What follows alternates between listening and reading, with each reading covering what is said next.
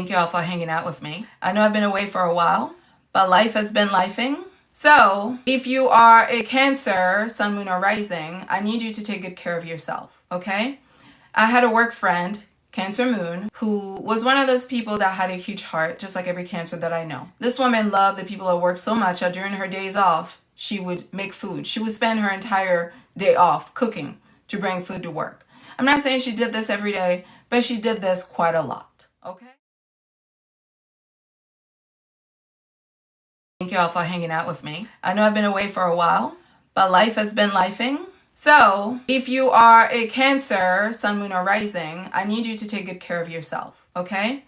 I had a work friend, Cancer Moon, who was one of those people that had a huge heart, just like every Cancer that I know. This woman loved the people at work so much that during her days off, she would make food. She would spend her entire day off cooking to bring food to work. I'm not saying she did this every day, but she did this quite a lot. Is that she made the shifts with her memorable because she would bring healthy home cooked meals because her husband is a cancer survivor, so she knew how to eat clean. So she would bring clean food, healthy food that were also nutritious and highly, highly yummy. She was kind of like the mother on the job. Even though she was our age, that's the energy she brought because that's Cancer energy, right? When Cancer is living right, they're nurturing. So she brought all of her love to work. Her and I, we went out to lunch. And usually when I hit her up on text, she hits me right back. That this was at the beginning of the year, January, when we went out to lunch, we were catching up. I was just still in the middle of my depression about me getting diagnosed with chronic disease and dealing with that. Because I just kind of went away for a little bit. Because when I'm going through stuff, I just go within. I'm not really out there in the mix. I like to take my space to recalibrate what's happening with me. So when I was going through this health crisis, I kind of went away. Then we reconnected. We went out to lunch. So I hit her up well, that was so much fun. We should do it again. And then I didn't hear anything from her, which was odd. Because usually when I hit her up, she hits me right back. So then some time went by and I'm like, what's going on with her? But, I'm Aquarius rising. I'm not somebody that pressures situations.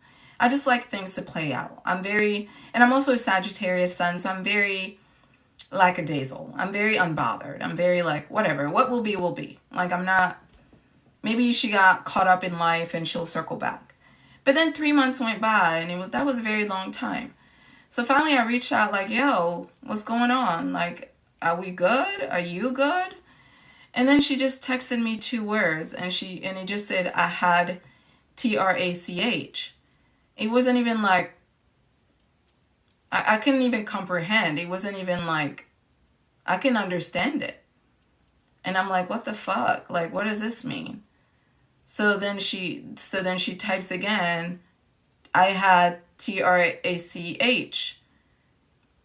And then she says, I can't speak. And I'm like, what the fuck? Can I talk to is it okay if I talk to your husband? And we've been working together for 3 years, so I'd heard stories about her husband. I never talked to him before, but I heard about him. And she says, yes, you can. So she gives me his number. So I'm like, okay, I'll call tomorrow because this was late at night. So the next day I call him and he tells me that she was fine at home and then she had an epilepsy attack. Mind you, she didn't have epilepsy. She was fine and healthy. And then it turned into a psychotic episode, which comes with epilepsy. So next thing he knew, she was taking all her clothes off and was running outside. And he couldn't control her after she fell down. This is a big dude. Her husband is a big ass black dude, football player looking dude. So for him to not have been able to control her, and she's small, she's about my height, 5'3". Actually, she's shorter than me, 5'3". White woman, but very small, right? Small woman compared to him. And he couldn't control her, so he had to call 911 to come, so that they could come, get her stable. So call 911, they took her to the hospital, and she was in a coma for those early months. That's why she wasn't texting me back. And when she woke up from the coma, when she was in the coma, she had a trach in because she couldn't breathe on her own.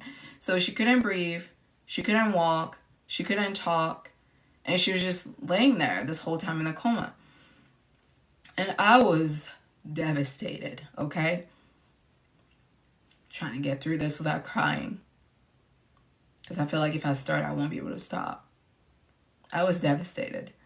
Because I felt like I was kind of coming out of my own darkness, and I was like ready to start mingling again and ready to start enjoying life again, especially with somebody that I sat next to for years at the job, somebody that I respected, somebody whose food I ate a million times over, somebody I cared for. And to hear that she was in this condition, it was heartbreaking. So eventually I go see her. And when I go see her, she still has a trach in. She can't really speak, but she has a board where she's like writing things so I could, so she could like write things to people. But at first she couldn't really do it. So she would whisper a little bit where you would try to like hear what she's saying, and it's not all 100%, but you could kind of hear it. So our first visit, like I pumped myself up. Like the first time I went to go see her, I'm like, I'm not going to cry. I'm going to be strong, because she doesn't need that energy. She wants encouragement. She wants support. She wants me to be strong. She doesn't want me to go in there, like put my burdens on her, because I can't even imagine what she's going through. Like the least I could do is just keep my shit together so she doesn't have to console me. It's my thought process. Typical Aquarius moon. Like if I have a problem, first thing I'm going to do is push it down. Period. I'm going to push it down and I'm going to deeply examine it before I react to it. That's Capricorn moon rather. So I have this plan, right? Because Capricorn, planful, right? I'm a Capricorn stellium, so I have this plan. This is what I'm going to do. And then I open the door and I see her sitting on the edge of the bed and I lose my shit. And I just can't talk, and I'm wheezing. I'm wheezing because I'm crying so hard. And I'm trying to catch my breath because I know I gotta get myself together, and I just can't believe this is where we're at from where we were just at just a couple months ago. Like, how did we get here? So she's like, I'm like, and then I'm apologizing. I'm like, I'm so sorry. I feel bad, like almost like I lay you down because I thought I was just gonna come in here and be strong. And she's like, it's okay. Like she's a therapist, We're not judgmental people when it comes to emotions. So we had a good visit, and then after that I start going to see her regularly. The hospital is like an hour away from where I live, a little bit over an hour when there's traffic. And I could only go once a week. So usually I will go on Sundays to go see her. So from that time, from March until September, there was a lot of like, the trach came out and then she's like learning how to walk. She's learning how to talk again. She's learning how to write again, right? She's learning how to like re-own her bodily functions again. Because, mind you, she's been in a coma. When you're laying still in the bed like that, and you're not moving at all, what happens is that you lose your bodily functions. You lose your muscles. You lose your ability, all the tactile, like you lose everything. So she has to relearn how to text. She has to relearn how to type on the computer, how to use a phone. All of it is gone. Everything is gone. Like speak, can't walk on her, like everything is gone. So during that whole process of me visiting with her, I got to visit with her in ICU. I got to visit with her when she was discharged in residential care. I got to visit with her when she went back home. But during that whole thing, there was a lot of back and forth of, at one point the trach came out. Then she was like getting soft foods, and then he went back in. At one point she had to go back to the emergency room after she went home. It was, some back and forth. And before she passed, she had been discharged and she got home care, and nurses were coming to her home to take care of her, and she was doing better. But this is the part that really fucked me over, which is why I was so distressed and crying. Her husband is big into astrology, right? She's not. She's a therapist. Most therapists are trained into this Western model, medical model. If the West did not invent it, it's not real. So that was kind of her mindset about astrology. And I will say, even though she believed that, she was still the very first person to encourage my career into astrology. She got me something that I have on the front of my fridge till this day about astrology, right? It was like a funny little inside joke between the two of us. But her husband has always been into astrology, and he's a karmic, and he's an Aquarius. He's so much into astrology that he actually has that on his license plate. So he's like big astrology head, like me. So while we're in the hospital, this is like when she started doing better and she could talk a little bit more, like she could whisper and she could write on the board. You know, I don't know how we got to it, but she asked me to look up their charts. So I started looking up their charts, and I should have known because she gave me her information before that one time, and I never looked up her chart. There was just something in me that I didn't want to look at it. That should have been my cue, but I didn't pay attention to it. Because I'm somebody that's very responsible, okay, by nature. Because again, Capricorn stellium. If I tell you I'm going to do something, I'm going to do it. So if I tell you I'm going to do something and I don't do it, usually there's a reason. I don't always know the reason as a spiritual person, but I usually know there's a reason. So she had given me her info before to look up her chart, because for me, when there's a crisis, my first thought is, what can we gather from your natal chart about this and how do we handle this? So I was like, okay, girl, we need to get your health together, obviously, right? So when you get out of here, we need to have a whole like shaman cleansing, because I don't know what the fuck is going on, but this is some heavy energy. I'm feeling it, okay? The energy is heavy. We need to burn some sage. We need to have some meditation. Let's light some candles. We need to be praying. Let's look at the chart. I had all this devised in my head, right? All of it was in my head. And then she gave me, yep, Ms. Janvier said, yep, so true. Reason reveals itself eventually. Yep. She gave me the information and I never looked at it. I still have it in my phone. I never looked at it. It's like I didn't want to look at it. So then finally on that one day when we're in the hospital, it was her and him and me.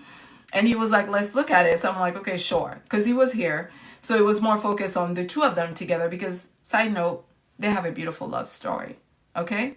They've been together for like 23 years before this happened. So, and every time she talked about him, like I could just feel the love that she had for him. And I know like interracial marriages are cool now because of Barack Obama. But you got to imagine what life was like 23 years ago. Not so cool. Okay? So they've been through some things together and stuck by each other's side in spite of it all. So I was always in awe of like her huge heart and what they share together, their bond, right? So when he brought up the idea of me looking up their charts together, I was sure, I'll look at your charts together. That's exciting to me. I love love. Let's do it. So then I look at his chart and I'm like, oh, he's a karmic. That's not good. Because karmics always make me a little nervous. I'm like, okay, sure, whatever. What is this? And then I keep looking. I'm like, oh, this is a karmic connection. Oh, that's why this is so dark. Oh, so then all this energy is coming through me and I'm just like, oh. And then like we get into like all this Aquarian in his chart. And then I'm like, you are going to be going through a lot of losses. You know, I say this to him. You're going to be going through a lot of deaths. You're going to be going through a lot of losses. You're going to have to just keep moving forward. You're going to have to be malleable because it's going to be coming at you left and right with the losses, because this is a time for you for the universe to destabilize you so you can rebuild your life. So we had this whole conversation while we're in the hospital because, you know, me, I love hard, okay? So if there's information that I know will make your life better, I'm not going to keep it from you because I want you to use it to improve your life. So I share this with him thinking, I just need you to ready yourself, because this came on the heels of, you know, us reflecting on how difficult it's been for him to adjust to the transition, because you have to remember he used to have cancer and she took care of him for many, many years while he had cancer. So their dynamic in their relationship was more, she's the caretaker and he's like the one that was being cared for. So suddenly the universe had created a scenario where the roles had reversed and he had to be the caretaker and she had to be the one that was being cared for. And that was a huge change for them, not something that either of them were used to. And naturally they were struggling. Like anytime something new in a relationship comes, people are going to struggle. Like anything new in a relationship that changes the status quo, it's going to create a little bit of discomfort until everybody gets their footing again. So we're having this conversation, and I'm thinking it's about him adjusting to the loss of her abilities. And now, like, looking back at it, whenever I got the call that she had passed, I was beyond devastated about the fact that she had passed, but also beyond devastated about the fact that I literally sat there and told this man, you're going to be going through a lot of deaths. And I didn't know that she was going to be the next person he was going to be losing. And it's like, that is the pain of being a spiritual person. You know, a lot of people that use spirituality for ego, they don't understand how real this shit is. This is real life, okay? When I'm doing your reading, this is real life. When I'm reading your chart, this is real life. When I'm sharing information with you, I'm giving you the truth. I'm not God. I don't know how this information is going to play out in your life, but I'm giving it to you so you are prepared, so you are ready. So when I heard that she is the one who he lost, I don't even have the right words to tell you how broken I felt, because at first I was broken by like the fact that I couldn't accept the news, because last time we talked for like an hour because her voice had come back. And I should have known, because when we started talking, she started the call by saying, not having a voice for all this time, because mind you, she went from January to August, September, not being able to speak like the way I'm speaking. So she said, not having a voice all this time made me realize that I used to talk a lot without saying anything. And now I appreciate the power of my voice a little bit more. And I realize the reason why we have a voice is to give love with our voice. So I want you to know I love you. And I didn't know that was going to be our last conversation. But her starting the call that way, like that's always gonna stick with me. And then, of course, we went on to talk about other things, and we laughed, because she's a Sagittarius like me. So when, you know how fire signs are, when we get together, we're a hot mess. So we laugh, we joke. And at this point, she's home. She'd done the physical therapy. You know, she had learned how to maneuver around her house more by herself. You know, she was in a wheelchair now. She even went to a concert. You know, she was in great spirits. So I'm thinking, this is around the time that my daughter started school. And this is around the time that I took a step back from lives, because I was trying to get used to my new schedule, like with my little one not being here as much. So I was kind of in a funk around that time, because before that, my daughter was at home most of the time. So we're always together, and her being at school now 5 days a week was really hard for me. So I just kind of pulled away a little bit from her to get myself together. Because again, when I'm going through something, what I'm going to do is pull away to get myself together, because I don't want to give you my negative energy. I don't want to bring you my drama. I don't want to bring you my chaos. I am somebody who, for their entire lives, has been the helper.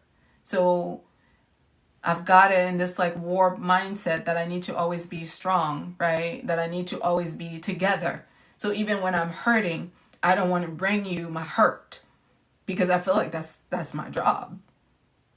That's my job, to take care of my hurt. It's my responsibility. So I didn't want to bring her all these feelings.